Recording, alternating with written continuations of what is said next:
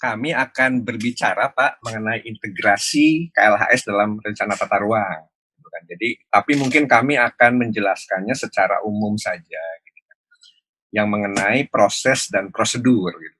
Proses dan prosedurnya seperti apa ke dalam rencana tata ruang yang namanya KLHS. Saya kira ini seperti itu.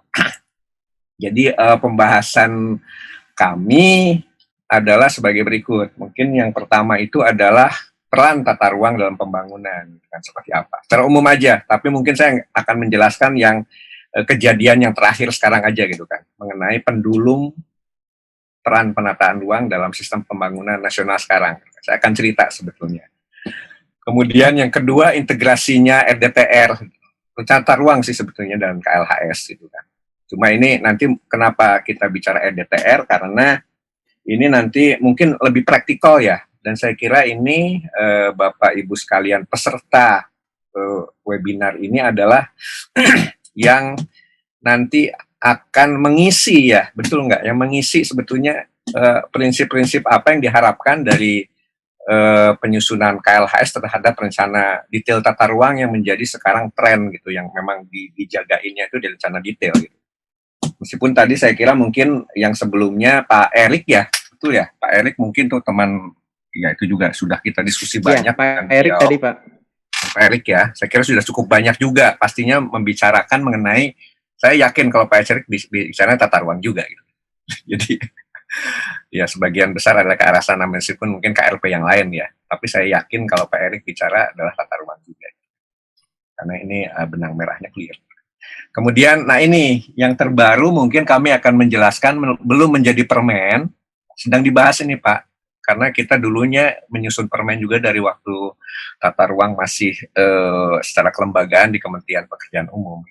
Jadi mungkin kita akan memperbaiki, saya kira menyempurnakan permen yang sudah kita bikin, tapi kita nanti prinsip-prinsipnya saja, bagaimana muatan atau tata cara, proses dan prosedur dalam proses penyusunan rencana tata ruang terkait dengan KLHS.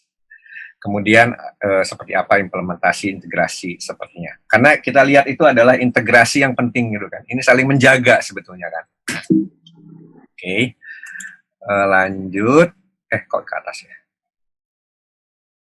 Nah ini peran tata ruang, saya lanjut saja. Nah ini gambar ini biasa lah. Jadi kita lihat bahwa tata ruang adalah pintu masuk terbaik investasi makmur adil sejahtera, gitu kan. Nah ini cuma memang ini harus hati-hati Pak, saya kira. Investasi yang seperti apa sebetulnya yang kita harapkan, gitu kan. Jadi dalam konteks pemerintahan sekarang, memang yang namanya investasi itu seolah-olah menjadi sesuatu yang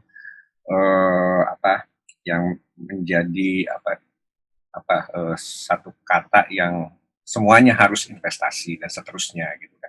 Bahkan kalau kita lihat perkembangan terakhir, misalnya OSS yang terkait dengan ini tata ruang, atau mungkin Omnibus Law itu kan, Undang-Undang Cipta Kerja, sebetulnya itu adalah prinsipnya itu adalah ke arah kemudahan investasi gitu. Nah ini sebetulnya ini yang harus kita jaga sama-sama gitu kan. Kalau tata ruang dari dulu memang kita prinsipnya adalah sustainable development, tidak hanya ekonomi, tapi adalah sosial dan ekonomi sosial dan lingkungan, dan itu yang memang menjadi pemikiran kita semenjak dari dulu. Cuma memang pendulumnya seperti apa gitu kan nanti. Jadi kalau kita lihat memang tertib tata ruang, gambarnya seperti yang sebelah kiri, yang melanggar tata ruang, ya oke lah, ini saya kira gambaran-gambaran saja. Kami lanjutkan. Nah ini saya kira Bapak dan Ibu sekalian peserta yang kami muliakan, ini juga sudah pasti sudah dipahami juga yang namanya penyelenggaraan penataan ruang gitu kan. Ada turbin lakuas. Nanti kita akan bicara dari konteks pelaksanaan penataan ruang yang sifatnya nanti ke arah perencanaan, pemanfaatan dan pengendalian dalam bentuk rencana tata ruang. Toolsnya di sini sebetulnya. Di pelaksanaannya ini. Jadi kalau kita bicara perencanaan tata ruang, itu adalah penyusunan rencana tata ruang sendiri, dari mulai nasional, provinsi, kabupaten, kota sampai dengan rencana rincinya gitu kan. Dari mulai rencana tata ruang pulau, kemudian ada rencana kawasan strategik nasional, strategik provinsi, kemudian ada RDTR, sampai dengan rencana detail tata ruang di kota dan kabupaten. Kemudian ada pemanfaatan ruang gitu kan, yang intinya itu adalah program pemanfaatan ruang beserta pembiayaannya. Jadi apa ya, kalau kita lihat ini memang pada prinsipnya pelaksanaannya dengan katakanlah dengan RPJMN, RPJMD ini memang harusnya ini menjadi sesuatu yang sinkron gitu kan, karena ini adalah sama gitu kan. Jadi ini saya kira kita berusaha nanti mensinkronkan yang di pemanfaatan ruangnya gitu kan, dan pengendalian pastinya. Ini kan masalah apa spatial management ya, planning, actuating, controlling yang memang dalam satu kesatuan. Jadi nanti ke arah sini Pak, ini saya kira sudah paham semua gitu kan. Nah kemudian mungkin kami langsung ke arah ini aja Pak, ke rencana tata ruang gitu kan, yang nanti di dalam rencana tata ruang ini menjadi objek sebetulnya yang nanti harus disusun KLHS-nya, begitu ya, itu berdasarkan peraturan perundang-undangan gitu kan. Jadi kalau kita lihat rencana tata ruang, ada umum, ada rencana ini, saya sudah bicara juga, ada yang nasional, itu kepulauan, strategik nasional, provinsi dan kabupaten, sampai dengan rencana detail. Ini semuanya saya kira perlu apa ya, dijaga lah. Kalau saya sih bacanya itu adalah, meskipun dulu kita selalu diskusi dengan awal-awal Pak, mengapa sih kalau kita sudah menyusun tata ruang kan sebenarnya KLHS itu nggak perlu ya? Ini pertanyaan-pertanyaan agak nakal sih sebetulnya. Nggak perlu sebetulnya kan? Karena kalau kita menyusun tata ruang, that is sustainable development gitu kan. Pastinya begitu gitu kan. Oke lah kalau sektor-sektor yang KRP yang lainnya, karena sektoral, kemungkinan itu memang sangat perlu dijagain dengan ketat gitu kan misalnya. Tapi kalau rencana tata ruang, ya kan sudah komprehensif ya. Wah gitu. Tapi nggak masalah juga karena saya kira dalam kenyataannya itu adalah, kalau saya lebih suka bahasanya itu adalah menjaga supaya yang namanya tadi integrasi tadi kan, yang namanya tata ruang aspek-aspek keberlanjutan tadi dijagain bener gitu kan dalam proses penyusunannya. Oh, alhamdulillah sih sebetulnya gitu kan. Jadi sebetulnya mungkin ini adalah konteks memperkuat gitu kan. Jadi cuma memang ini nih, nanti mungkin diskusi banyak lah kita. Dalam proses pelaksanaannya ini supaya tidak jadi burden juga, itu seperti apa. Jadi mungkin kalau nanti saya menjelaskan mengenai yang apa proses dalam penyusun integrasinya itu, memang kita melihat seperti apa sih sebetulnya supaya ini bisa lebih optimal dan lebih efisien dalam pelaksanaan dan outputnya gitu. Jadi itu yang prinsip dasar supaya nanti pengaruh utamaannya ini memang jalan gitu kan dalam ada dalam rencana tata ruang. Saya lanjut. Nah ini mungkin nggak semuanya. Jadi ini konteksnya mungkin masih, ini saya sebetulnya di struktur ruang ini mungkin muatan-muatan saja saya kira. Jadi kalau kita bicara rencana tata ruang dari nasional sampai dengan kota itu adalah intinya itu sebetulnya sama Pak. Ada struktur ruang, pola ruang, ada penetapan kawasan strategis, arahan pemanfaatan dan arahan pengendalian gitu kan. Jadi seperti itu gitu kan. Cuma memang di sifat yang komprehensif tadi, ini saya bicara pendulumnya Pak. Jadi kenapa ini yang di-highlight ini pola ruang gitu kan. Karena pola ruang ini adalah kalau menurut saya di samping yang lain juga saya kira dari Tujaksra ya, pastinya kalau kita bicara rencana atau itu adalah kebijakan strategi, kemudian tujuan kebijakan strategi, kemudian ada pola struktur dan seterusnya gitu. Itu juga menjadi dasar. Cuma kenapa highlight di sini karena yang namanya pola ruang ini menjadi dasar perizinan sebetulnya. Jadi ini yang dalam konteks perizinan ini meskipun satu sama lainnya saya saling terikat gitu kan. Tapi nggak apa-apa lah, saya biar bisa lebih fokus. pendulum kita sekarang dari tata ruang itu adalah sebagai tools ke arah perizinan, Pak, Bapak Ibu sekalian. Lebih ke arah sana gitu kan. Karena memang itu yang apa ya, secara kelembagaan maksudnya.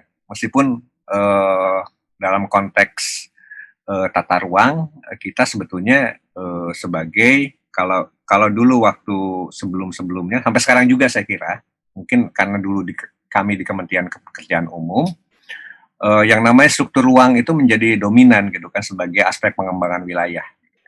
Jadi sebagai tools pengembangan kawasan atau pengembangan wilayah. Nah sekarang memang toolsnya itu adalah dalam konteks perizinan karena nanti ke bawahnya itu adalah sebagai dasar kesesuaian rencana tata ruang terhadap investasi, itu mungkin bahasa saya aja ini. Jadi investasi itu nanti pastinya harus sesuai dengan rencana tata ruang. Katakanlah apa ya, kalau kita membangun misalnya kawasan perumahan permukiman, real estate misalnya yang besar, pastinya tidak boleh di kawasan pertanian irigasi teknis atau lahan. Dan ini ada di tata ruang. Dan ini saya kira secara teknisnya juga KLHS di sini penting di sini ngejagainnya gitu kan. Meskipun kita sudah melakukan itu loh. Tapi kalau misalnya kita semakin yakin kalau nanti yang namanya pengarus utamaan KLHS tadi bisa menjaga sebetulnya yang namanya ketahanan pangan ini perlu loh. Nggak semuanya itu untuk industri misalnya. Meskipun sekarang muncul lagi gitu, jujur aja muncul lagi yang namanya, karena saya yakin ini habis juga di Jawa ini yang namanya kawasan pertanian. De facto-nya demikian gitu kan. Dan muncul lagi yang namanya apa? Yang dulu 1.000.000 hektar di Kalimantan Tengah. Ini kemarin sedang kita munculkan kembali sebetulnya untuk membangun, merevitalisasi kembali yang namanya lahan irigasi teknis dan seterusnya. Dan ini saya kira nanti KLHS juga harus masuk juga karena di sana lahan gambut. Dan sekarang kondisinya sudah, kalau nggak salah, sudah banyak perkebunan gitu kan. Dan seterusnya lah. Itu nitty-gritty. Teknisnya itu nantilah. Tapi artinya ini saya kira perlu kita bicara secara teknis sebetulnya hal-hal yang mengenai rinci-rinci seperti itu. Nah, jadi mungkin ini bicara pendulum. Oke, jadi mungkin nanti kenapa saya bicara yang namanya perizinan gitu kan. Nah ini, jadi ini pendulum kita ke arah perizinan Pak. Jadi kalau sebelumnya pengembangan wilayah, sekarang perizinan. Ujung-ujungnya itu adalah sama juga di kepala ruang. Gitu. Sebetulnya yang namanya rencana tata ruang itu adalah sebagai dasar perizinan Pak.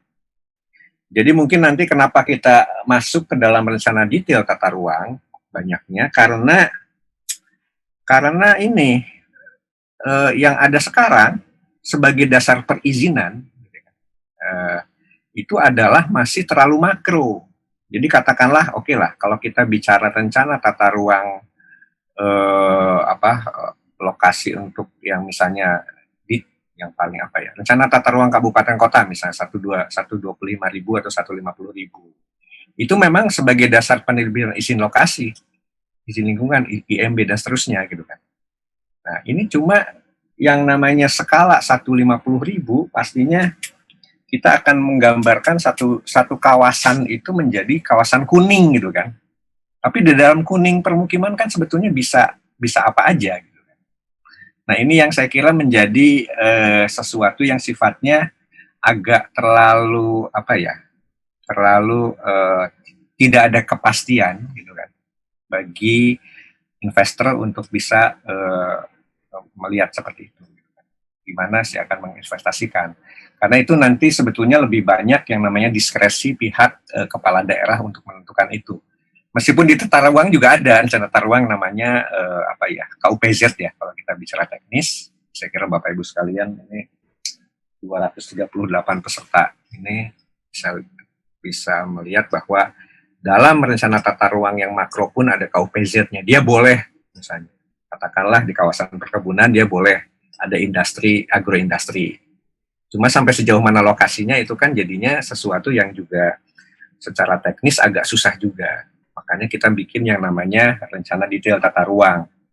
Nah, rencana detail tata ruang 150.000 pastinya nanti kalau kita sudah ada sebagian kita sudah dimasukkan sebetulnya ke dalam yang namanya sistem OSS.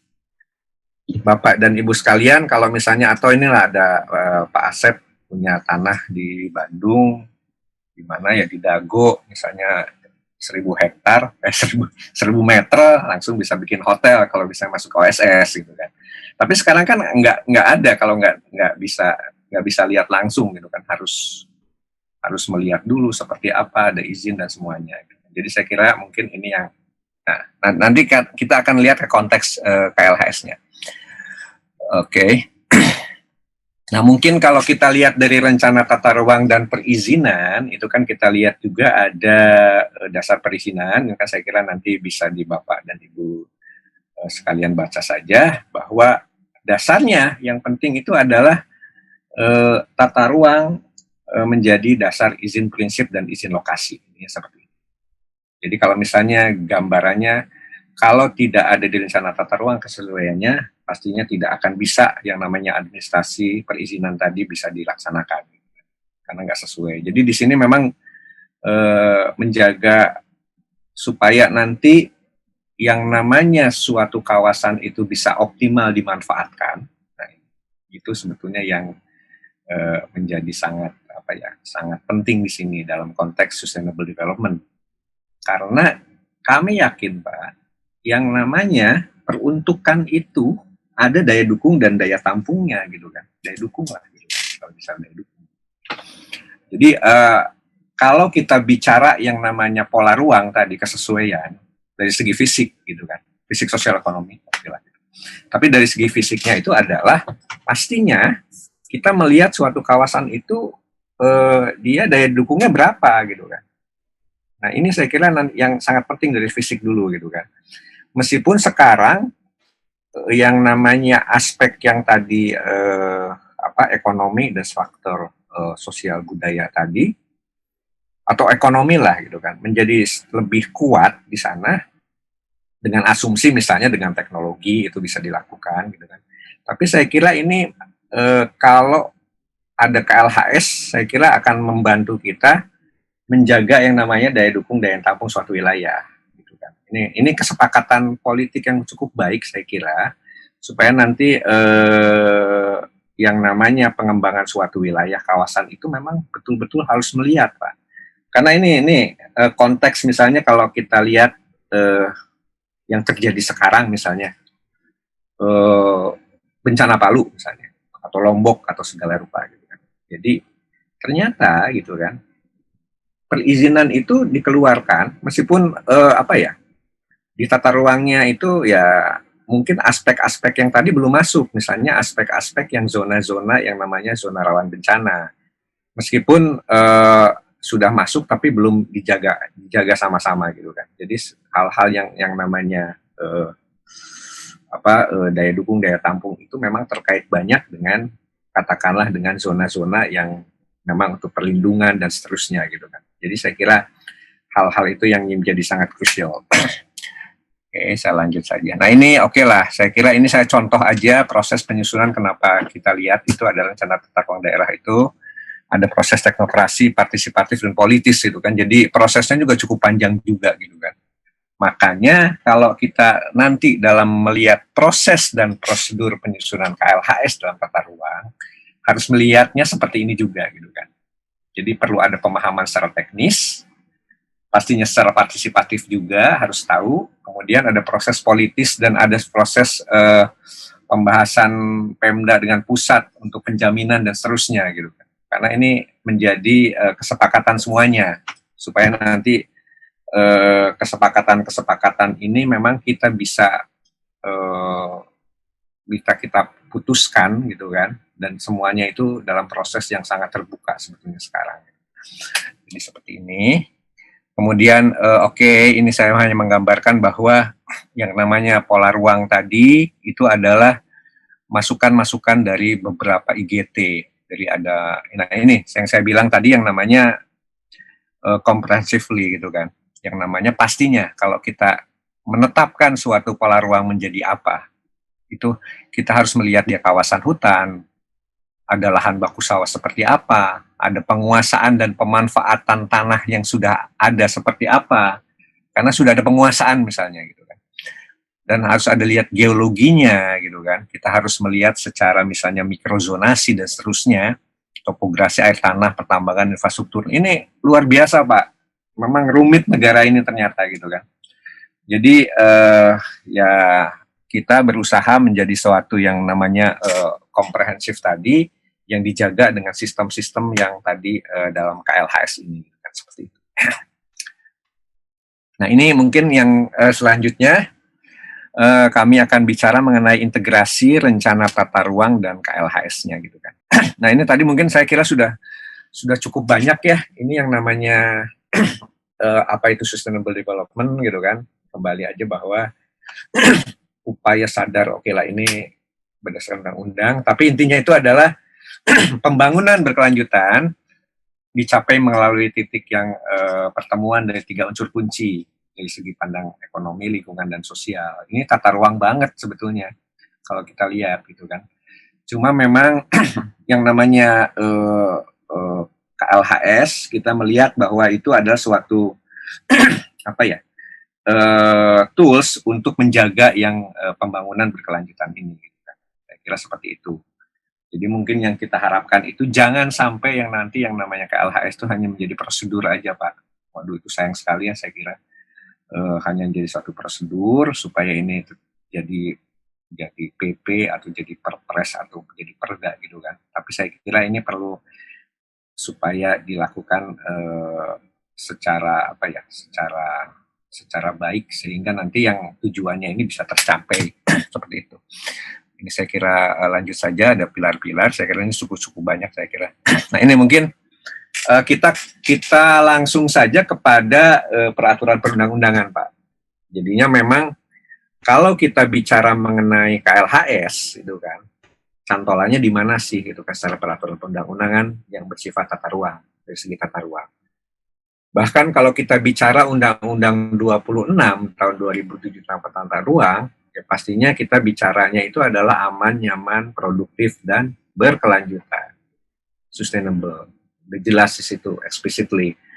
Nah, apa itu merhatikan keberlanjutannya itu adalah dengan melihat eksplisit lagi jelas, daya dukung dan daya tampung. Jadi memang menjadi muatan wajib dalam KLHS untuk melihat daya dukung dan daya tampung. Kemudian yang ke bawah juga sama, saya kira PP 15 penyelenggaraan. Kemudian PP RTRW juga clear juga gitu kan. Bahkan waktu menyusun RTRWN juga memang kita menyusun KLHS-nya meskipun kita melihatnya secara kebijakan yang lebih luas gitu kan. Dan saya kira data-data yang mengenai itu sudah kita lakukan juga. Karena kalau kita bicara rencana tata ruang wilayah nasional itu adalah tools untuk pengembangan wilayah. Sustainable-nya seperti apa? Jadi keseimbangan, bahasanya begitu lah. Keseimbangan antara pertumbuhan dan pemerataan secara nasional. Gitu. Jadi katakanlah kalau kita mau menjaga katakanlah pertumbuhan nanti misalnya sampai 2 digit gitu kan, ya bisa aja gitu kan. Tapi itu skenario-nya kalau misalnya kita dorong yang namanya Jawa dan Sumatera saja. Tapi kan nggak bisa seperti itu. Kita kalau lihat sustainable development itu kita harus melihat yang namanya tadi adalah keseimbangan wilayah gitu kan.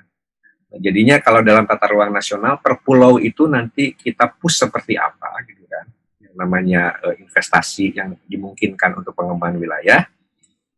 Sehingga nanti memang tidak sampai pertumbuhan ekonomi terlalu tinggi, tapi kalau misalnya itu ada pemerataan, saya kira tetap misalnya katakanlah sampai dengan 6-7% atau sampai 8% itu cukup untuk ke arah suatu pertumbuhan ekonomi secara nasional yang lebih merata.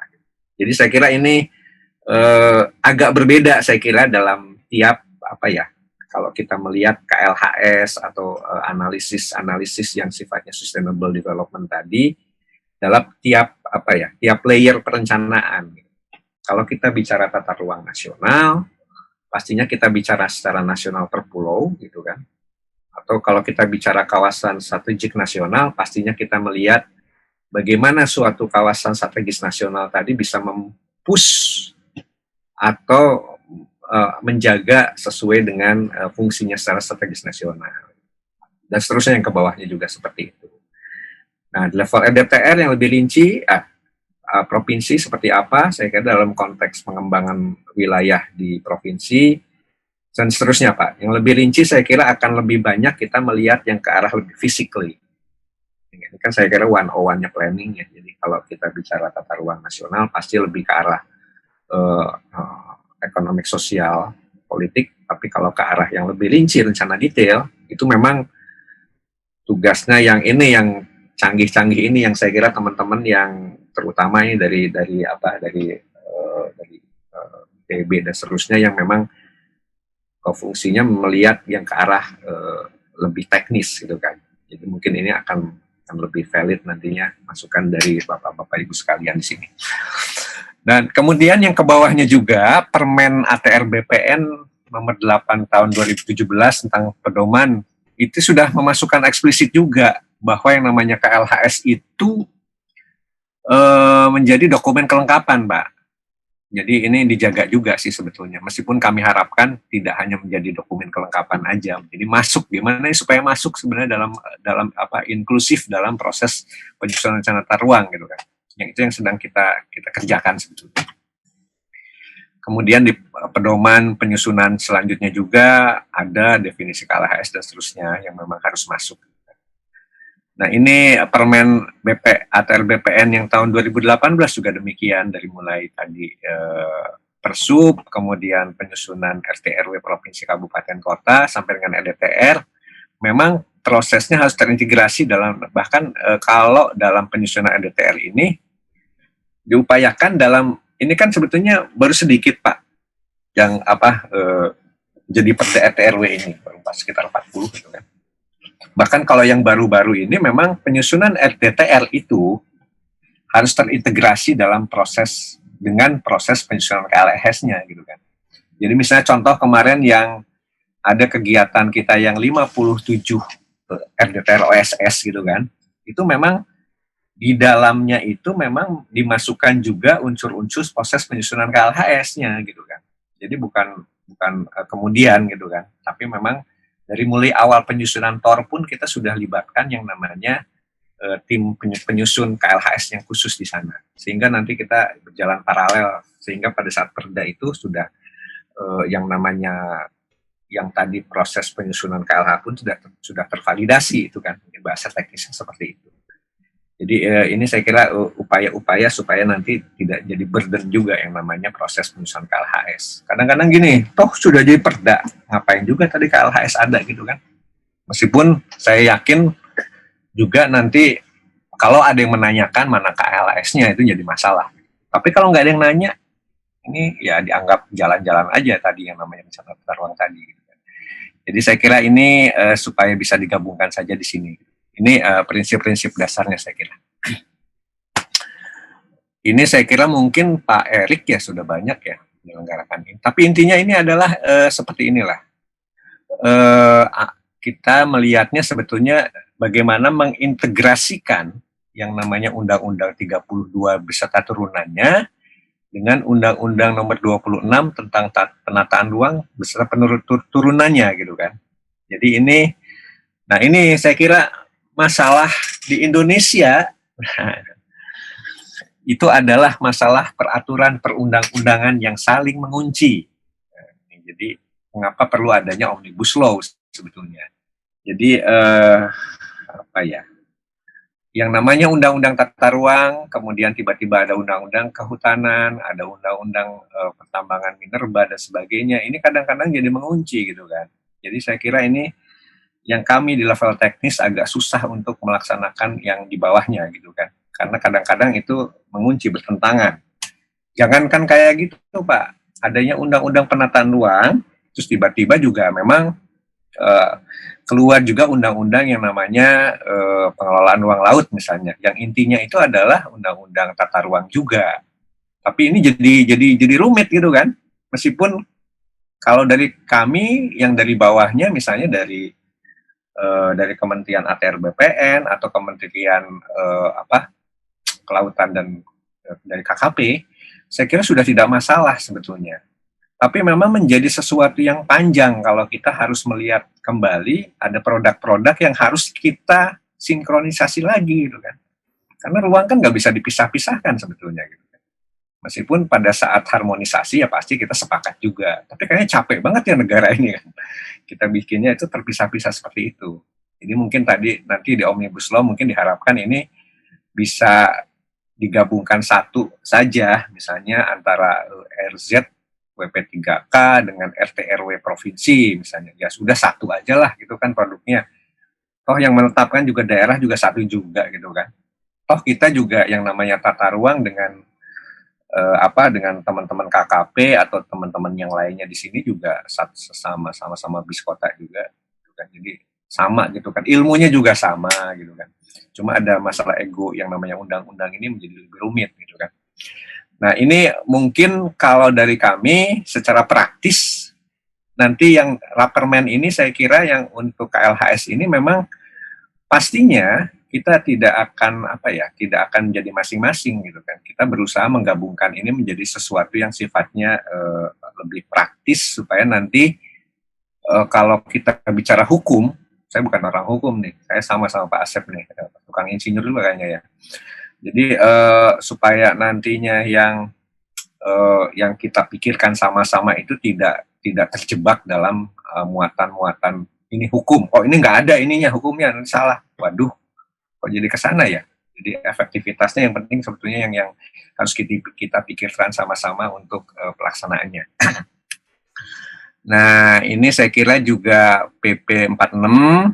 Jadi saya kira ini harus kita ketahui juga gitu. Sudah kita lihat sama-sama supaya nanti yang namanya PP 46 ini bisa tertampung juga dalam KLHS yang kita susun juga gitu kan, seperti itu. Oke. Kemudian nah ini saya nggak tahu ya tadi apakah sudah dijelaskan oleh Pak Erik juga. Ini saya kira ada yang namanya pengecualian dalam menyusun AMDAL gitu kan. Jadi memang ada perbedaan yang namanya mendasar dari antara KLHS dengan AMDAL di sini. Karena KLHS itu adalah untuk menjaga KRP ya.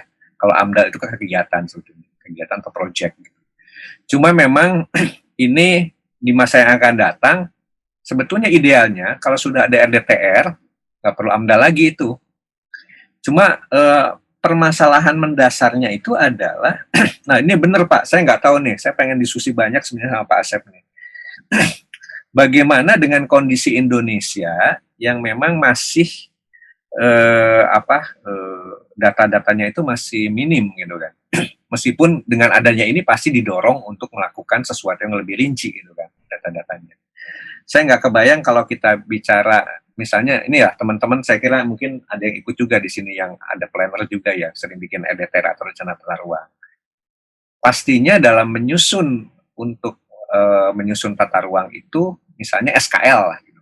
Kita menurut SKL gitu kan.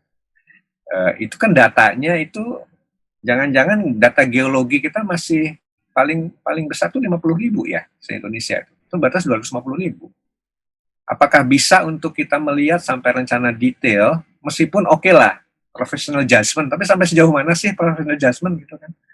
Saya kira ini yang jadi masalah, karena yang sudah kita kumpulkan, katakanlah, untuk menyusun rencana tata ruang, itu kan datanya kan seharusnya rinci. Gitu kan?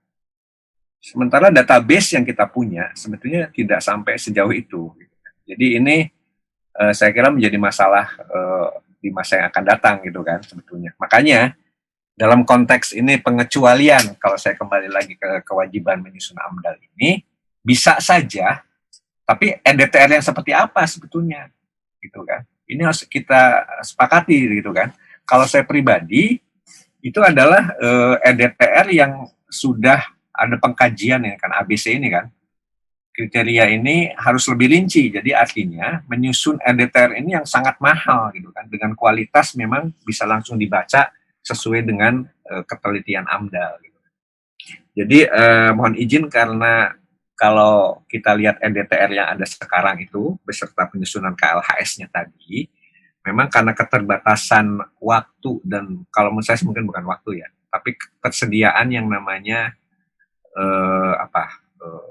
aspek data tadi yang memang menjadi masalah. Gitu. Kalau saya sih lebih suka dulu yang namanya katakanlah geologi itu yang namanya harus dilakukan mikrozonasi misalnya. Itu saya kira clear gitu kan. Karena nggak mungkin kita hanya dengan data geologi 125.000, 20.000. Itu kita harus melakukan sesuatu yang lebih rinci.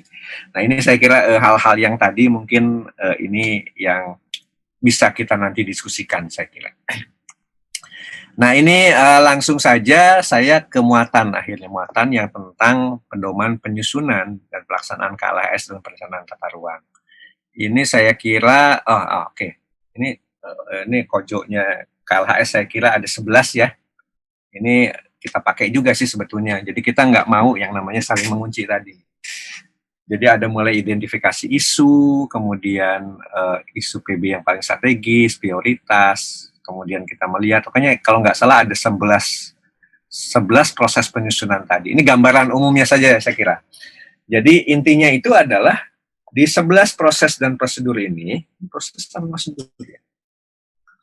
Oke, proses dan prosedur lah ini akan kita masukkan juga ke dalam proses dan prosedur yang ada di dalam penyusunan rencana tata ruang. Ini seperti itu. Jadi saya kira akan menjadi lebih berjalan beriringan gitu. Ya ini aduh, mohon maaf nih kalau terlalu kecil ya.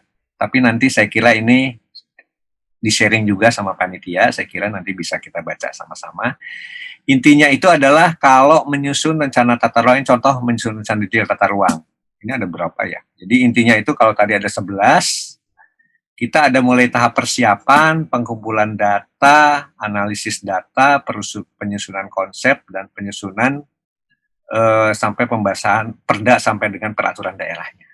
Panjang. Jadi intinya itu adalah katakanlah misalnya tahap persiapan itu adalah membentuk tim, kemudian analisis data sekunder, delineasi, dan seterusnya. Kemudian pastinya kita mengumpulkan datanya, data primer dan data sekunder gitu kan. Nah, ini data sekundernya tadi yang saya bicara yang masih minim sebetulnya, meskipun harusnya tidak seperti itu. Ya, oke lah, kita sudah kolek sebetulnya data sekunder ini adalah data-data fisik dan data administrasi sebetulnya. Ini administrasi ini penting banget ternyata Pak.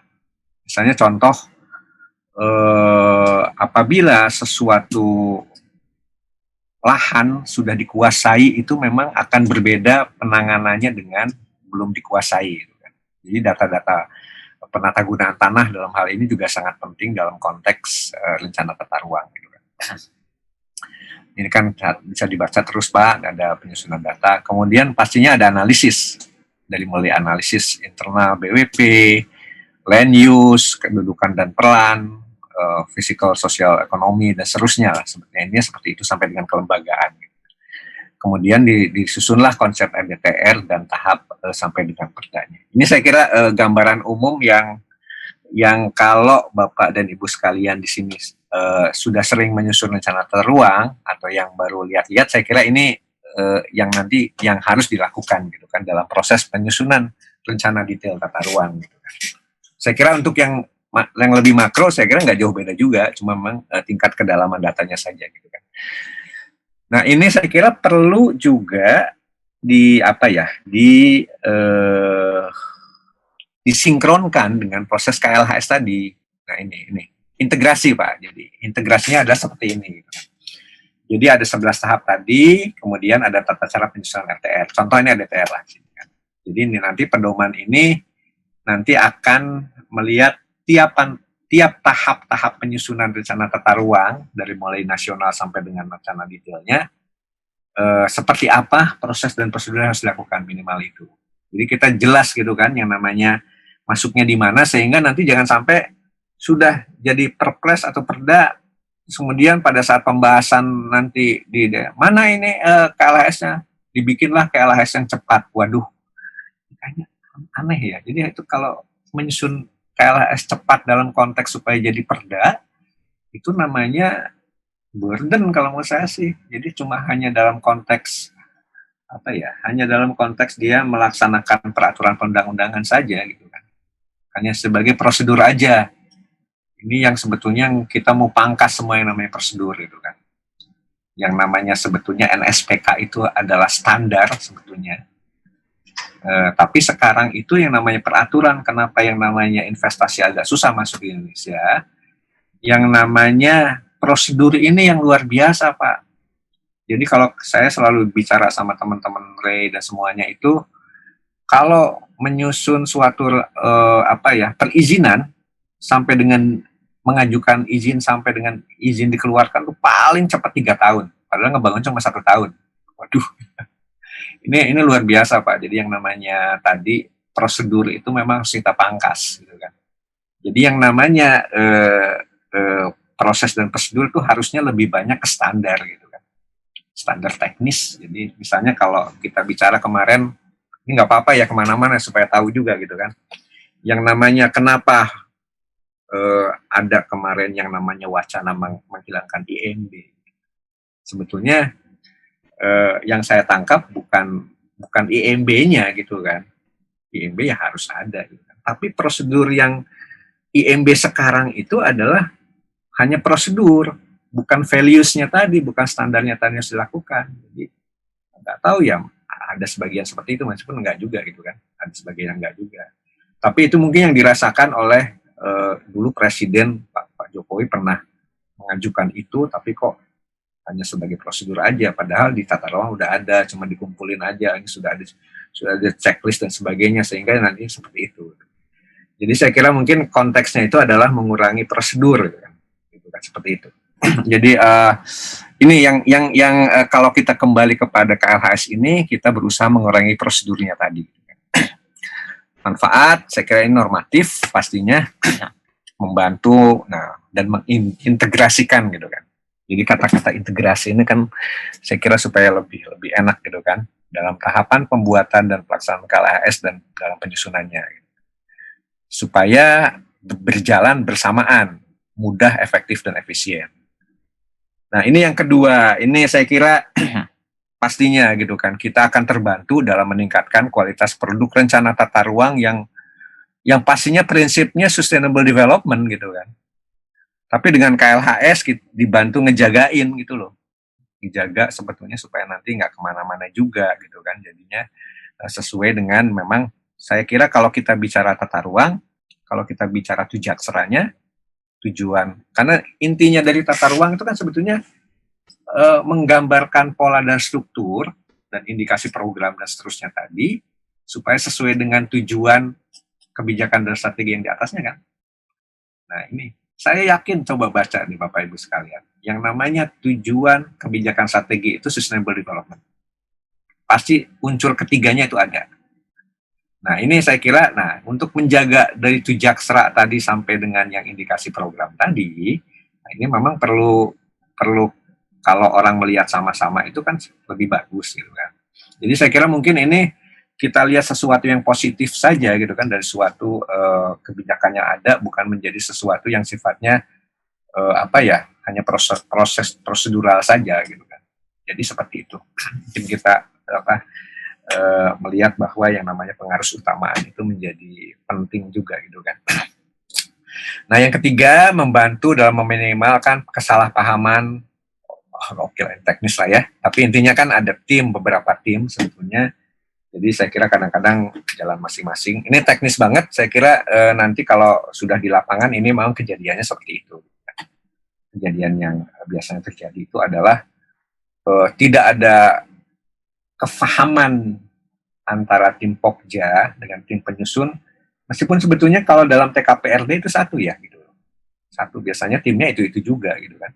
Tapi biasanya karena dasar yang dipakai berbeda, gitu kan tadi, tidak integrated, kadang-kadang jadinya burden lagi, gitu loh. Jadi masalah lagi, gitu. Jadi nggak efisien lagi, gitu kan. Makanya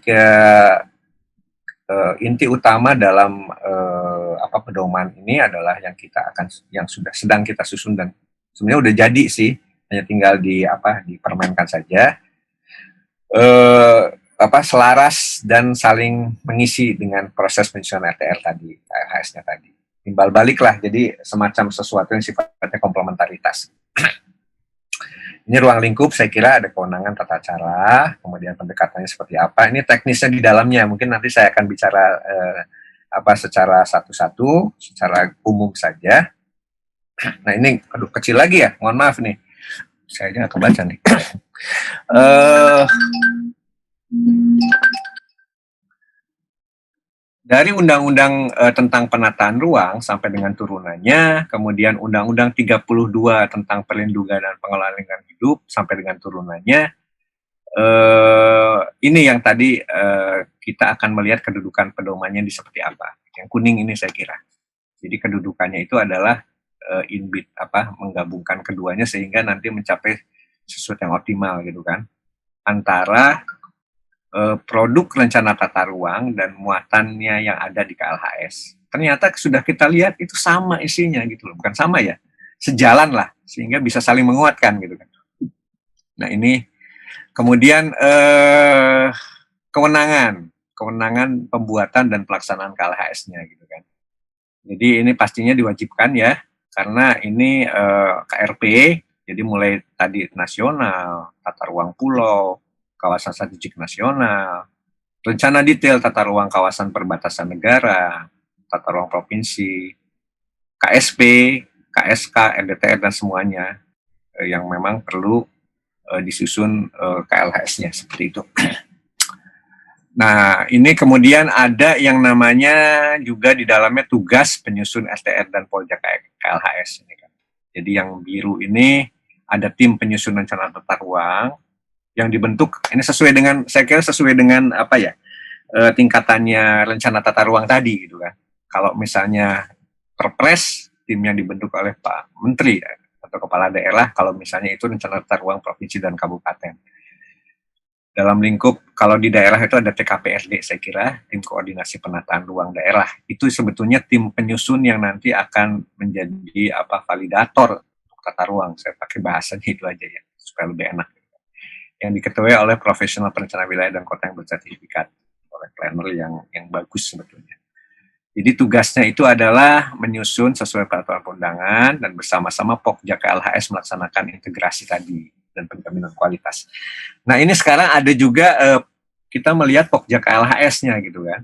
Nah ini sama juga saya kira tingkatannya sampai dengan provinsi kabupaten kota. Jadi sama gitu kan. Ada berdasarkan Permen LHK 69 itu ada tugas-tugasnya yang nanti memang harus kita lihat gitu kan. Seperti apa cara untuk kita memasukkannya. Gitu. Nah ini mungkin lebih jelas di sini gitu kan. Kalau yang di atas ini, saya kira Bapak Ibu sekalian yang kami hormati, tahapan pembuatan dan pelaksanaan KLHS itu ada tadi, mulai dari persiapan, identifikasi, dan seterusnya sampai dengan penjaminan kualitas. Nah, yang di biru ini, yang di bawah, ini sebetulnya sama juga gitu kan. Ini adalah proses penyusunan rencana tata ruang. Jadi kita melihat nanti satu-satunya ini, misalnya persiapan gitu kan. Dalam konteks persiapan ini harus sama-sama gitu kan. Dalam pengumpulan data dan informasi ini harus sama gitu kan prosesnya itu, sehingga outputnya itu bareng-bareng sama gitu kan. Kemudian identifikasinya juga demikian, pengolahannya gitu kan, analisis pengaruh ini kalau nggak salah memang kita harus lihat dalam proses penyusunan konsep RTR yang dikeluarkan gitu kan. Jadi sebetulnya saling mengisi gitu kan, saling mengisi juga. Tapi kalau kerja sama-sama kan enak nih sebetulnya. Kemudian ada muatan wajib KLHS, pastinya nanti masukkan dalam proses penyusunannya. Gitu. Dan ini saya kira integrasi ini sudah kita lakukan dalam proses penyusunan rencana detail tata ruang yang kemarin dan sudah akan kita susun sama-sama. Dan sudah hampir jadi perda karena COVID ini aja saya kira jadi masalah ini kan, mundur semuanya gitu kan. Kemudian, nah ini ada output integrasinya gitu kan. Ini ada 1, 2, 3, 4, Bapak Ibu baca saja. Jadi artinya contohnya itu adalah KAK, RTR, dan KLHS sudah selaras pastinya karena sudah disusun dari awal. Delineasinya pun demikian. Kebutuhan datanya saling mengisi, metodologinya saling mengisi, peta kerjanya bareng-bareng gitu kan. Dan semuanya sudah dilihat menjadi satu pemangku kepentingan juga. Kemudian pada saat memperoleh data primer, itu bareng-bareng aja lah gitu kan. Sekarang kan sudah mudah dengan teknologi informasi sebetulnya. Yang penting kesepakatannya itu adalah bahwa data yang digunakan sama, kemudian kita diskusi yang tujuannya itu sama seperti apa gitu kan. Kemudian seperti itu. Jadi tim penyusun telah mengidentifikasi juga muatan RDR yang berpotensi, potensi-potensi yang nanti kira-kira menjadi masalah sudah kita keluarkan, dan seterusnya juga sudah menjadi sesuatu yang sifatnya saling mengisi dan optimal. Pendekatan, saya kira ini kalau kita lihat pendekatan dari ini ada pendekatan strategis dan pendekatan dampak. Pendekatan strategis itu yang tadi yang saya bilang tujaksra tadi, tujuan kebijakan dan strategi penataan ruang. Dampaknya itu pasti nanti akan kita lihat. Kalau kita menyusun rencana tata ruang sesuai tadi pendekatan strategisnya seperti apa. Jadi ini seperti itu saya kira pendekatannya. Dan yang penting juga saya kira adanya penjaminan kualitas KLHS. Gitu kan. Penjaminan kualitas ini saya kira dilaksanakan penilaian mandiri oleh tim penyusun RDR dan Pojak KLHS. Jadi gitu. Kemudian sudah ada aturannya, saya kira ini sesuai dengan Permen LHK 69, saya kira seperti itu. Nah, pastinya kemudian ada pendokumentasian. Ini saya kira hal-hal yang rinci yang kami jelaskan ini ada hal-hal rinci, tapi memang ini memang perlu ada perlu dijabarkan secara rinci, pelaporannya seperti apa, tapi yang penting itu adalah proses dan prosedur dari awal sampai akhir itu sebetulnya harusnya identik sama gitu kan. Bukan identik sih sebetulnya, sesuai dengan karena kalau kita bicara tata ruang pastinya kita tidak hanya melihatnya itu secara lebih luas gitu kan. Tapi kalau KLHS itu lebih ke arah menjaga sebetulnya tadi konsistensi yang namanya sustainable development dalam proses dari mulai penyusunan KAK sampai dengan peraturan perundang-undangan yang nanti akan dikeluarkan. Nah, ini saya kira kalau masalah validasi ini perlu secara kelembagaan saya kira ya. Jadi ada penjamin kualitas untuk nasional itu pastinya menteri, kalau kabupaten itu organisasi perangkat daerah gitu kan. Saya kira itu kemudian ada waktu-waktunya juga gitu kan. Karena kalau nggak dikasih waktu, kapan jadinya ya gitu kan. Jadi saya kira berlaku KLHS itu sama dengan masa berlakunya dokumen rencana tata ruang. Ada konsultasi teknis, saya kira ini Pokja KLHS melakukan konsultasi teknis untuk mempermudah validasinya. Jadi saya kira ini diatur juga dalam permen ini bagaimana cara konsultasi teknis dari mulai nasional sampai dengan daerah seperti itu. Nah, ini mungkin ini saya kira contoh saja gitu kan dalam proses kemarin kita menyusun rencana tata ruang RDTR ya ini ya saya kira, atau RTRW gitu kan. Nah ini memang perlu adanya kita juga artinya perlu adanya memang dokumen KLHS gitu kan, dan ada ini yang memang kita jaga sebetulnya supaya nanti semuanya ini sesuai dengan peraturan perundang-undangan, meskipun kita tidak ingin ini hanya berbentuk prosedur, makanya kita ini sebetulnya mengeluarkan yang 13-14 ini adalah dalam konteks proses pensiunan sudah embedded di sana gitu kan.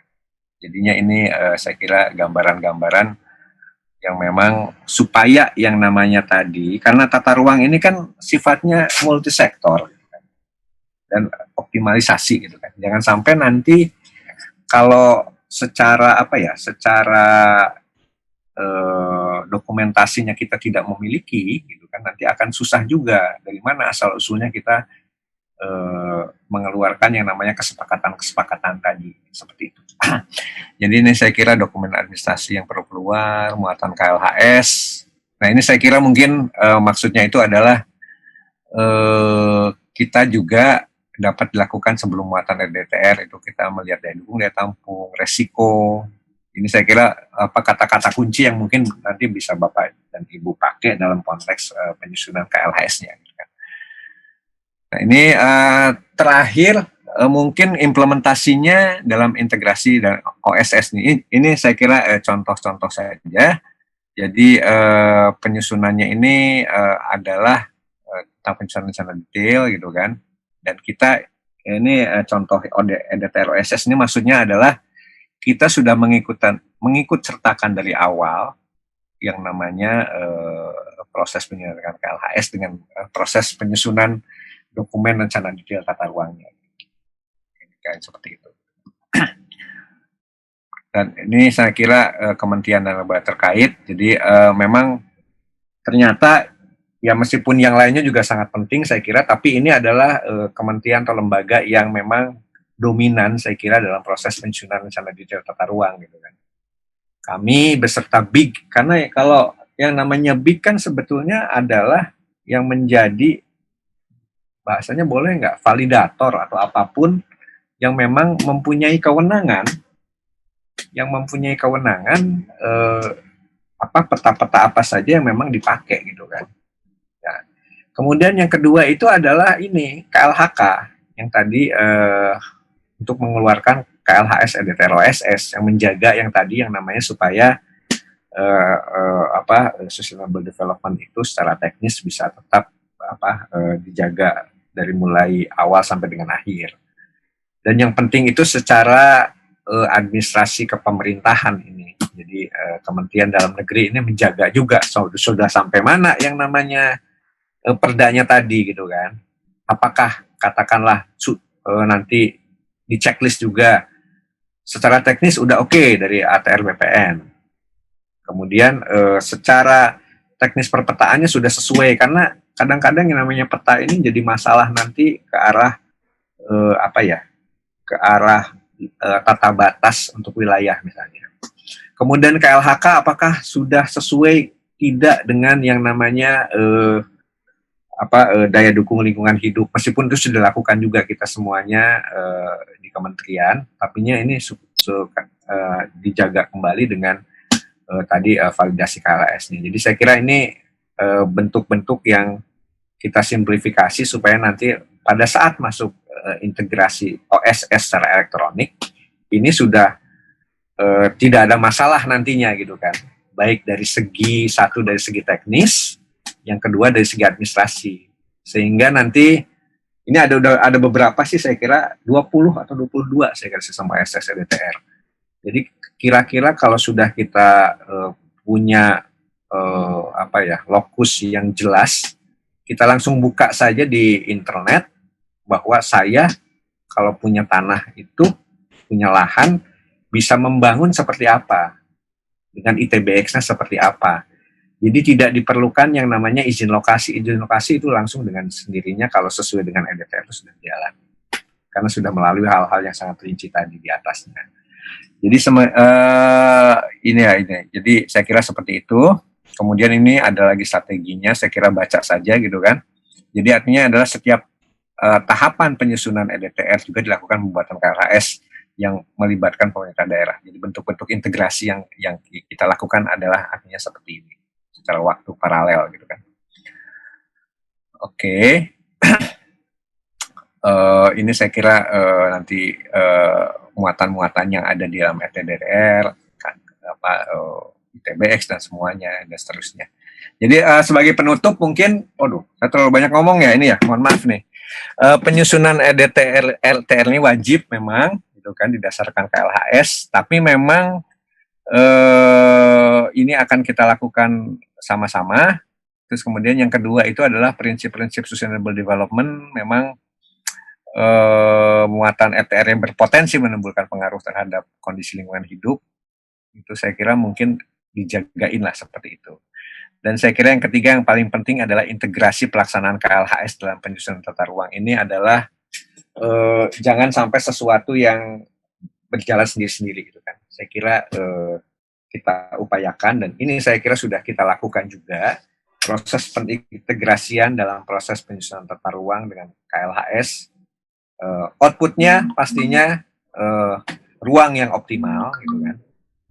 Dan saya kira secara administrasi, saya minor juga sih sebetulnya, itu juga tidak bermasalah sebetulnya dari segi administrasi negara. Tapi yang penting adalah outputnya itu adalah saya kira mencapai sustainable development dalam suatu wilayah. Saya kira mungkin itu saja pengantar dari kami. Terima kasih Pak Asep. dan Terima Bapak kasih Ibu Pak Arya. sekalian. Wassalamualaikum warahmatullahi wabarakatuh. Kami Waalaikumsalam kembalikan warahmatullahi pada wabarakatuh. pimpinan Pak. Monggo. Itu aja Pak. Monggo. Terima kasih. Ya, luar biasa ya penjelasan dari Pak Arya. Kita harus undang lagi nih Pak Arya karena Aduh. waktunya kurang. Itu Pak ya. Aduh. Waktunya kelihatannya kurang. Bukannya kebanyakan ngomong ya Pak, saya perasaan kebanyakan ngomong nih. Oh gitu. Ya, ini banyak sekali pertanyaan baik di ruang pelatihan maupun di YouTube ya, Pak Arya. Mungkin sebenarnya ada concern ya dari Ibu Wati tentang bagaimana mengawal pengintegrasian rekomendasi KLHS kepada RDTR. Tadi telah dijawab oleh Pak Arya. Mudah-mudahan bisa menjawab pertanyaan Bu Wati. Saya ke pertanyaan berikutnya, yaitu apakah ada sanksi hukum ini Pak. Jadi terkait dengan pertanyaan Bu Wati ini,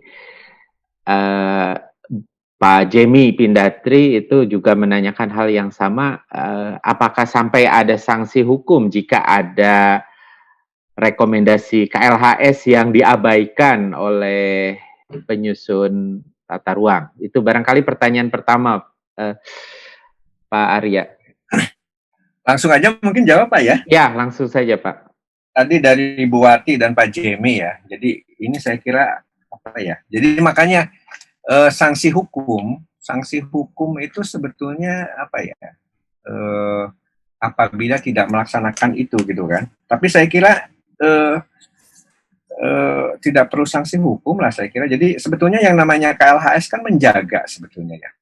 Jadi saya kira justru malah aneh kalau menurut saya kalau misalnya tiba-tiba ada yang namanya rencana detail tata ruang sudah jadi perda itu yang sekarang ya yang kita mulai itu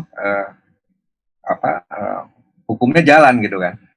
Karena kalau itu dilakukan secara benar, saya kira yang namanya tadi Pokja KLHS dan Pokja penyusun rencana tata ruang yang dari awal tadi, saya kira sudah keluar gitu kan dengan ini. Karena yang nanti penjaminnya juga kan sebetulnya sama juga. Misalnya kalau RDTR itu nanti dari provinsi gitu ya, misalnya gitu kan.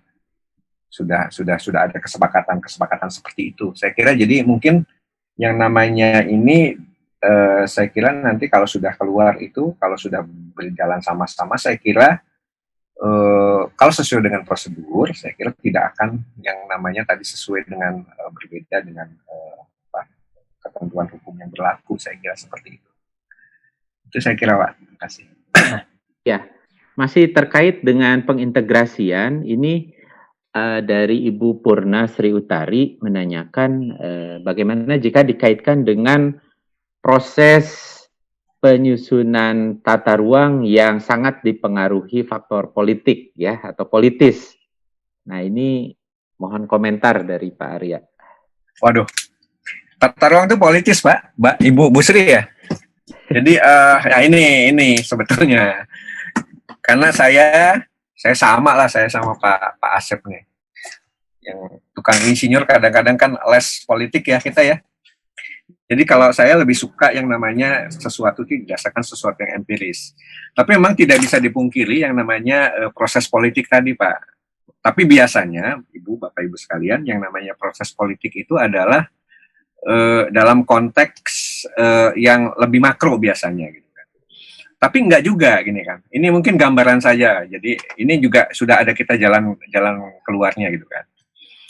Mengapa yang namanya rencana tata ruang katakanlah tidak pernah atau lama sekali menjadi peraturan daerah? Ini kan harus kita jawab sama-sama gitu kan.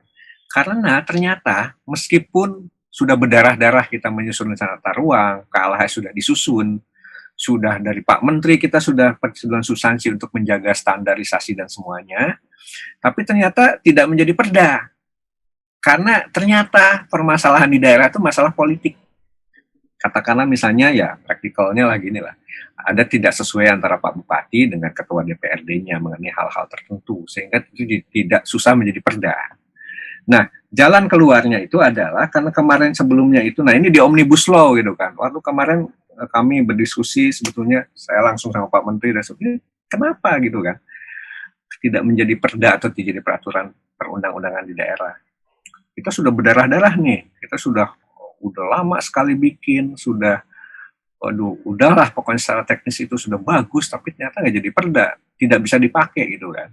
Nah ini saya kira untuk yang omnibus yang akan datang, memang nanti akan ada terobosan apabila sudah menjadi disepakati sama-sama melalui katakanlah persetujuan substansi yang sudah kita keluarkan dalam kalau waktu saya bilang dulu 6 bulan Pak, itu langsung jadi peraturan aja gitu kan peraturan apa gitu, sehingga itu bisa dimanfaatkan gitu.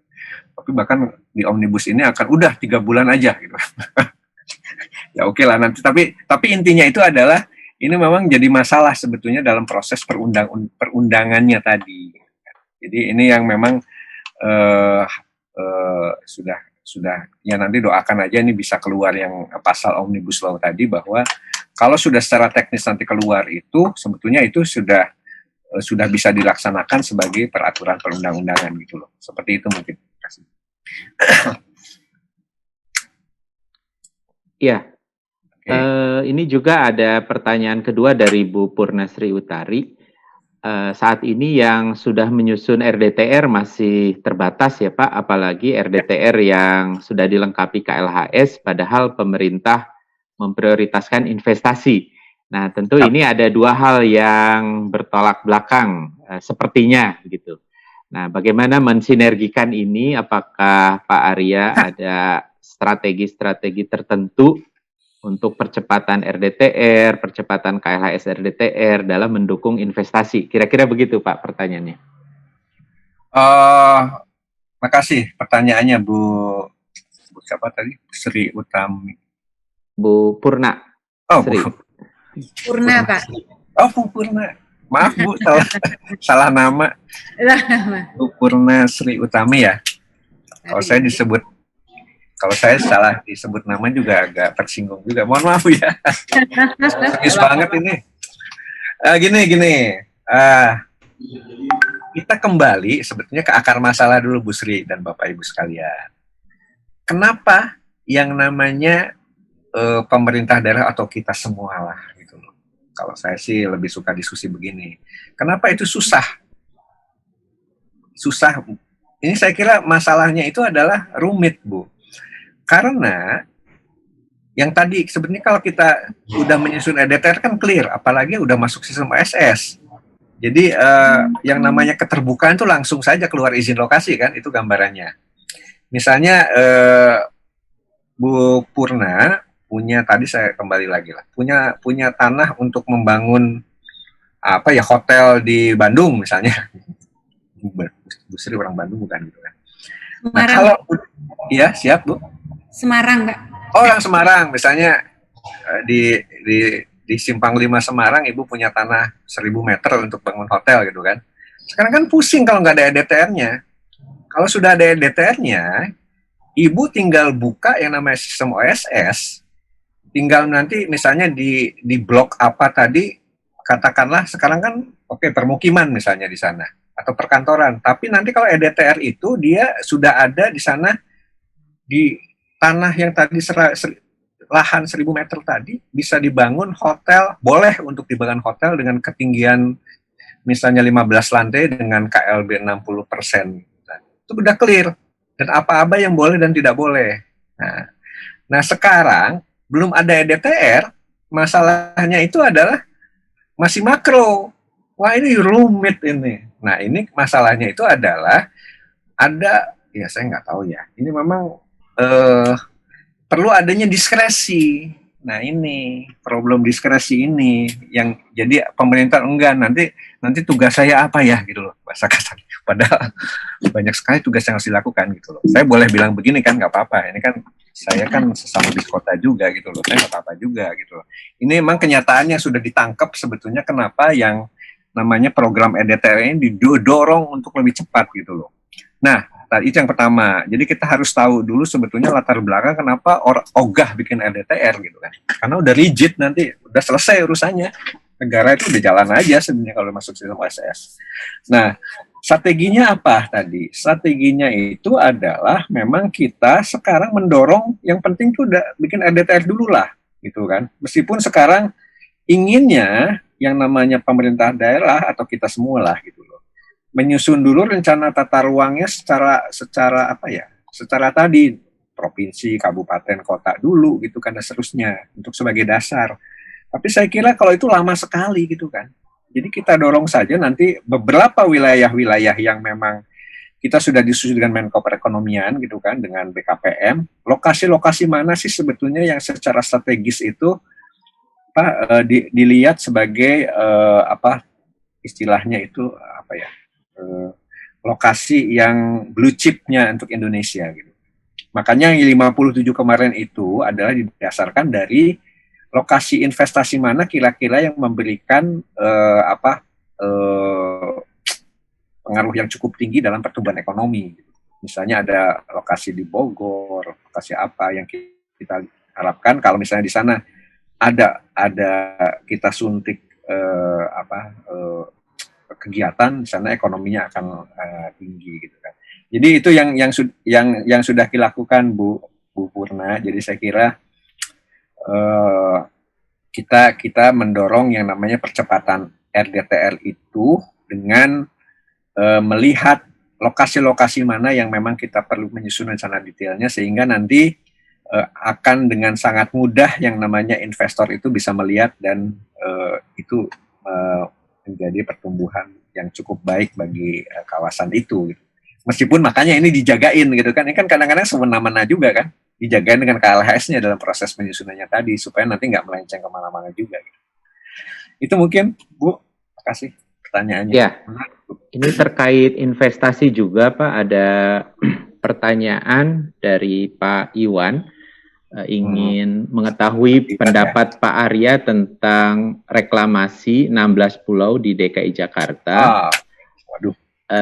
Itu setahu Pak Iwan gitu ya, mungkin juga Pak Iwan salah. Pak Iwan sudah mana, ada AMDAL, sudah ada KLHS, RZ, WP3K. Pertanyaannya, mengapa pemerintah provinsi bisa membatalkan izin pada beberapa pulau tersebut? Nah ini kalau bicara ini kan kalau nggak salah baru keluar nih ya, yang namanya peraturan presiden tentang nomor 60 nih, baru aja keluar, hangat banget nih. Kalau nggak salah ini sebetulnya nanti Jumat harusnya saya diskusi hari ini juga sama Pak Menteri, mengundang semuanya untuk kelembagaan yang Perpres 60 ini tentang Jabodetabek Kunjur. Nah saya kira ini adalah masalah-masalah komprehensif sebetulnya, yang namanya 17 pulau, 16, 17 Pak, 17 pulau tadi, sebetulnya kan itu di rencana tata ruang yang ada sebelumnya itu sudah tergambarkan, tapi memang ada yang belum direklamasi, belum jadi gitu kan. Nah ini saya kira ada masalah-masalah yang sifatnya teknis maupun politis gitu kan, politis dan kewenangan saya kira. Ini rumit banget Pak saya kira. Kalau dulu rencana kita yang namanya Perpres 60 yang jadi sekarang itu memasukkan yang namanya tadi menggabungkan antara RZ dengan yang KSN kita gitu kan, KSN yang Jabodetabek Kunjur sebetulnya. Tapi karena ada masalah peraturan perundang-undangan yang memang kalau yang namanya akan mereklamasi itu memang perlu ada izin lokasi perairan dan izin reklamasi, kalau nggak salah istilahnya, mungkin saya salah juga, tapi intinya seperti itu yang dikeluarkan oleh Kementerian KKP karena itu merupakan KSNT ya istilahnya.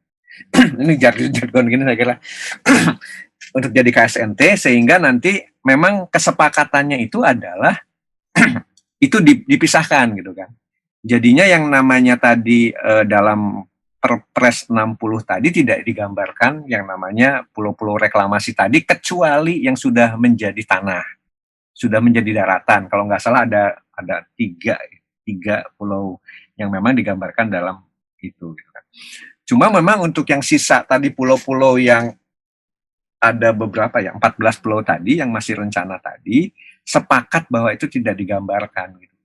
Itu sepakat tidak digambarkan karena itu masih ada, ini kan kesepakatan juga Pak yang namanya tata ruang. Jangan sampai nanti pada saat kita gambarkan di sana sudah dianggap bahwa itu sudah bisa dibangun karena memang ternyata belum ada kesepakatan juga antara pemerintah provinsi, pemerintah khusus daerah khusus ibu kota dengan pemerintah pusat dan seterusnya gitu kan. Karena ini sifatnya strategik nasional juga. Jadi saya kira mungkin masalahnya itu nggak sesederhana itu Pak. Jadi bukan masalah ini sudah diizinkan, tapi saya kira juga mungkin belum diizinkan secara bulat juga gitu loh. Jadi memang jalan tengahnya itu adalah kita menggambarkan yang untuk sekarang tadi Perpres 60 itu adalah yang memang sudah pulau-pulau reklamasi yang sudah ada sudah ada menjadi daratan tadi, sehingga kalau sudah ada daratannya tadi kita harus menggambarkan sebetulnya peruntukannya tadi seperti apa. Yang jelas kalau nggak salah prinsipnya itu adalah harus sama gitu kan, yang namanya pulau hasil reklamasi tadi dengan yang ada di depannya. Misalnya B1 harus B1, B2 harus dengan B2 dan seterusnya. Dengan ada peraturan khusus, masukan dari KKP dan sektor-sektor lainnya terkait dengan reklamasi. Mungkin seperti itu Pak Iwan. Oh ya, Pak Iwan, mudah-mudahan puas dengan jawaban Pak Arya. Ini terakhir barangkali Pak Arya ya, karena 5 menit lagi. Oh iya, oke. Ini masih ada yang penasaran tentang Omnibus Law ini. Salah satunya Mbak Ida ya. Jadi Omnibus Law yang sedang atau telah dikeluarkan pemerintah ini apa saja Pak pengaruhnya terhadap tata ruang dan juga KLHS? Mungkin mohon penjelasan yang lebih detail Pak tentang Omnibus Law ini. Baik, mungkin terkait tata ruangnya Pak, karena kalau nggak salah Omnibus Law itu menyangkut semua perundang-undangan yang ada, baik Undang-Undang 26, Undang-Undang 27, banyak sekali Pak yang, cuma kalau nggak salah yang terakhir yang agak diendapkan itu adalah yang ketenagakerjaan, tapi yang lain jalan terus Pak. Nah, terkait dengan undang-undang yang tata ruang tadi, memang ini akan disimplifikasi kalau nggak salah. Ini perkembangan terakhir Pak. Jadinya disimplifikasi itu tadi memang yang umumnya itu adalah akan menggabungkan yang namanya tata ruang itu menjadi satu produk saja, meskipun substansinya tetap yang dari RZWP3K dengan RT/RW itu nanti akan digabungkan misalnya jadi satu produk hukum saja seperti itu misalnya. Terus kemudian ada juga penyederhanaan yang namanya kawasan strategik. Jadi yang namanya kawasan strategis itu hanya menyangkut kawasan strategis nasional. Tapi yang untuk kawasan strategis provinsi dan kabupaten misalnya, itu akan diintegrasikan saja menjadi langsung rencana detail saja. Toh muatannya sama. Jadi hal-hal yang seperti itu. Nah, dengan sendirinya yang namanya KLHS tadi, kalau kita balik ke KLHS, saya kira akan menyesuaikan dengan produk-produk yang tadi yang akan kita restructure lagi gitu kan, sesuai dengan yang tadi ada seperti itu. Di gambaran umumnya seperti itu Pak Asep atau Pak Iwan. Iya, terima kasih Pak Arya. Barangkali ada closing remark dari Pak Arya sebelum kita tutup. Ada 3 menit lagi Pak. Silakan. Closing remarknya semenit. Oh, closing remarknya, waduh dahsyat ini teman-teman, jangan terlalu serius karena masih 5 hari gitu kan. Oke, tapi intinya kalau dari segi tata ruang Pak Asep, apa yang tadi ya? Sebelum itulah, ini dilanjutin terus Pak. Ini dahsyat nih, bagus sekali Pak. Siap Pak Arya. Mohon dukungannya Pak untuk gelombang berikutnya. Terus kalau dari segi substansi, saya kira gini Pak. Jadi kalau menurut kami jangan sampai itu aja lah. Yang namanya KLHS ini hanya jadi sekedar prosedur. Itu aja. Ya, Pak. Jadi kalau menurut kami ya, saya kira ini Pak Asep dan teman-teman di ITB ini kan canggih nih. Yang bagaimana melihat data-data yang kurang lengkap. Nah ini kemarin ini diskusi kita Pak, bagaimana sih sebetulnya kita bisa semacam expert system gitu lah Pak Asep ya.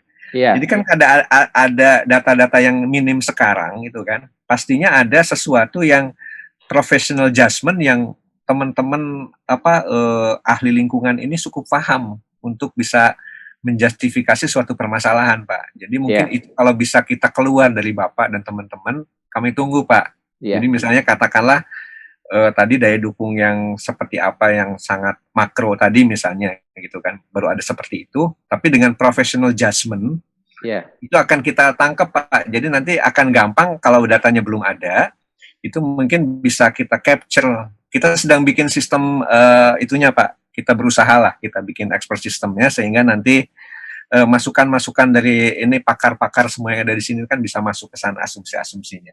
Mungkin itu aja Pak. Ini pokoknya selamat. Oke, saya kira ini Bapak Demus sekalian luar biasa. Terima kasih. Wassalamualaikum warahmatullahi wabarakatuh. Waalaikumsalam warahmatullahi wabarakatuh. Terima kasih banyak. Kami ucapkan seluruh peserta pelatihan, ada 106 peserta nih Pak di ruang Zoom. Dan juga ada, sampai saat ini saya lihat ada 253 di YouTube yang menyaksikan ya. Ini terima kasih luar biasa Pak Arya telah memberikan wawasan ilmu pengetahuan kepada kita semua. Mudah-mudahan di kesempatan yang akan datang Pak Arya akan tetap mensupport kita di sini di pelatihan KLHS online. Ya. Oke. Sekali lagi terima kasih ya Pak Arya. Mohon izin salam Bapak Ibu sekalian. Saya izin dulu. Ada rapat lagi Pak ya? Ya begitulah. Iya, iya. Terima kasih ya. Assalamualaikum warahmatullahi wabarakatuh.